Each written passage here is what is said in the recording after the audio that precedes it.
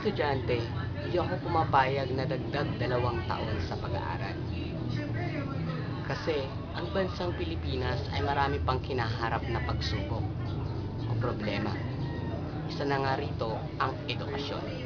Kaya ako nasabi ang edukasyon dahil una sa lahat, kakulangan sa guro. Pangalawa, kakulangan sa classroom. Pangatlo, ang iba lubog pa sa baha. Hindi lang dito sa Maynila, gayon din sa mga probinsya. At ang pinakamatindi ay mali ang pagkakasunod-sunod ng bawat pahina ng libro.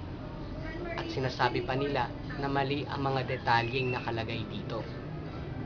Bakit ganun? Bakit pa sila magdadagdag ng 2 years?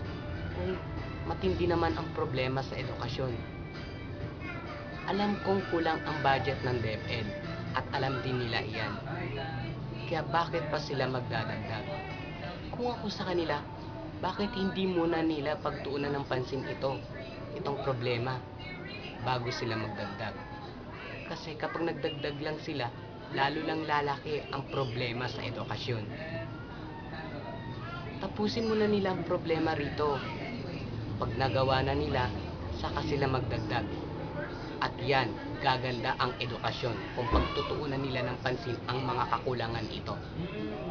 Sinasabi ko lang ito dahil hindi lang para sa akin, para din sa kababayan kong mga Pilipino.